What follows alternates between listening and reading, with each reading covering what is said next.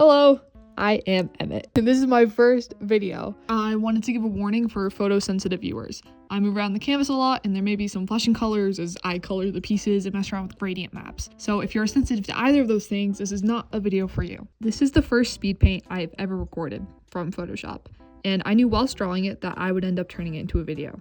And I knew while recording it, I wanted to have some sort of voiceover. However, the topic I would talk about was something that took me a while to figure out. I started considering reading a story or a book that's copyright free, such as the Iliad or the Odyssey or maybe one of the Sherlock Holmes books. But I'm not sure if people would want to listen to that. I consider telling stories, although I think that medium lends itself more to animation.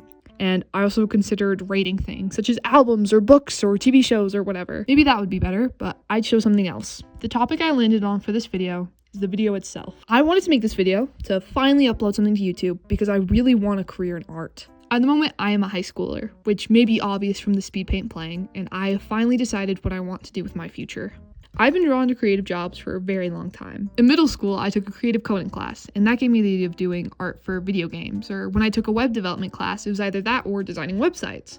Both seemed great to me since I enjoyed coding and drawing. However, I eventually became disillusioned with this after a conversation with my uncle where he went, "Nephew, don't do that. You will be overworked and underpaid forever, and that job will suck." So I gave up on that. This might have been before all of this. I know it was before the web dev thing, but for my birthday, I went and saw my first real musical production, Hello Dolly, which is my current favorite musical. I had seen youth productions before, Tarzan, Newsies, that sort, but this one was like nothing I had seen before. I remember when I walked in, they had this huge gloved hand in the center of the stage holding a business card. If you've seen the player in the movie, you understand why, and I was in awe. Then, during Sunday close, as they all got on the train, they had an actual moving train that all the characters got onto and then moved across the stage. I fell in love with stage design at that moment. The following school year, I took a stage crew class, and my career sights turned towards doing stage crew. I love lighting design. I love being on set. Since then, I worked on 2 different productions. Joseph and the Amazing Technicolor Dreamcoat, where admittedly I just helped with cleanup before and after shows, and I also took care of a live goat we used. And more recently, I worked on a production of Percy Jackson and the Lightning Thief, where I had a much larger part in the set and painting. I love stage crew. However, as a future career, I'm unsure if it's what I really want to do. I love theater and I love lighting and sets and all of it, but I'm still on the fence. Then, the summer in between middle school and high school, I discovered something life-changing for me. The Magnus Archives. The Magnus Archives. The Magnus Archives is a radio drama, or just a podcast. I'm not sure of the definitions. And listening to those Q&A episodes made me fall in love with a new form of storytelling and of art. Sound design. I love it. When it is being used to tell a story, it is so much different in a strict audio format than one with visuals. If you watch a movie or a TV show, you will not hear every footstep of the actors, every rustle of clothes. While there's important foley, especially in the horror genre, sound design is its own form of storytelling. When you listen to a podcast, you need those footsteps and rustle of clothes to tell you what's happening instead of a visual aid. Because of this, there was a very long period of time where sound design is what I wanted to do, especially as I began listening to other podcasts, such as Sherlock & Co. or Welcome to Night Vale, or even podcasts that have less soundscaping, like Dungeons & Daddies, not a BDSM podcast. While my interest in it has dwindled, mostly because of insecurity for how I would start, it's still a job I would love to do. Outside of wanting to do sound design, I also got an idol from discovering this form of media.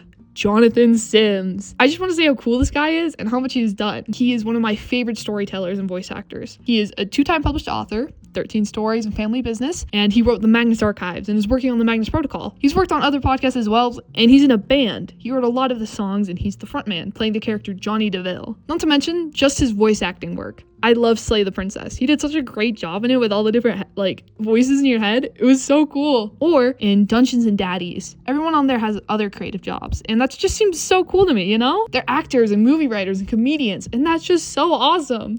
I even dabbled in writing on my own, which I may post someday, likely on AO3, but I think one of my favorite things is visual art.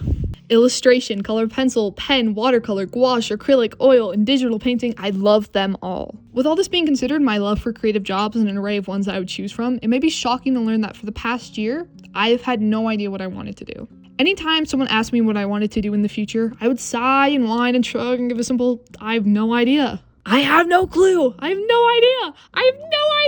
I may be overdramatic, but the rise of generative AI has been a very dismaying, frustrating, and upsetting, saddening thing for me. I gave up on any hope of writing or visual art. because admittedly, in a few years, the likelihood is that AI-generated content will be near undetectable. which sucks. This thing I've loved all my life is being replaced by some of the most carbon-emitting technologies. It's being replaced by technology made from sweatshop labor, technology made from capitalist greed from big companies wanting to minimize labor costs, and from the theft of work from thousands of artists, diminishing the communication, love, soul, and creativity that comes from the works of these artists, all in the sake of saving time and money. I figured that by the time I would enter the workforce, AI will become the norm. It's a sad and upsetting thing, and it is the main reason I gave up hope. But recently, I realized, who cares? I went to a German Christmas market as a French club activity this winter, and there were lots of handcrafted goods there, and they sell. Why? Because people care. The soap there, the trinkets, the clothing, the candles, artisan goods, the artistic goods, a lot of it is in some way manufactured. It's stuff that's mass-produced, and you can buy it at your local supermarket, or get it as one-day delivery on Amazon. But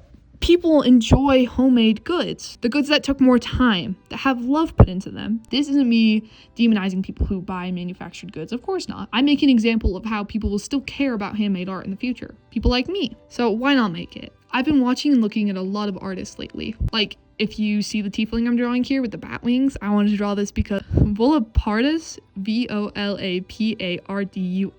on Instagram. I cannot deny my love for art, for all of it. I think I want to do creative jobs of nearly any kind when I grow up. I want to go to art school. I want to make art and communicate with it. I laid in bed last night listening to the album Dear Wormwood by the Oh Hellos, and I could barely sleep because I itched with the need to create. I don't think I can live a life where I do not make art. And I might as well start now.